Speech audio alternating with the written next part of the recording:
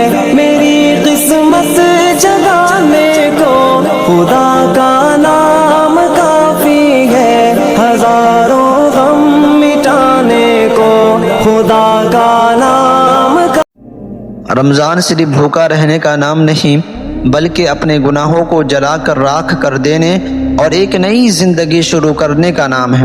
اگر تم گناہوں میں گھرے ہوئے ہو تو مایوس مت ہونا، کیونکہ جس رب نے سحری و افطاری کے لیے آسمان سے دسترخوان اتارے ہیں وہ تمہاری توبہ کے لیے اپنی رحمت کے دروازے بھی کھول چکا ہے۔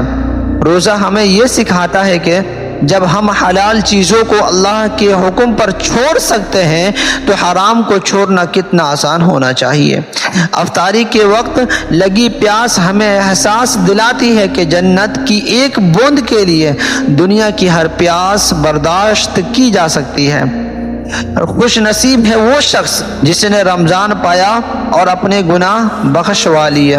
رمضان وہ مہینہ ہے جس میں نفل کا ثواب فرض کے برابر اور ایک فرض کا ثواب 70 گنا بڑھا دیا جاتا ہے۔ افطار سے پہلے مانگی دعا رد نہیں ہوتی، اپنے رب سے وہ مانگ لو جو دنیا نہیں دے سکتی۔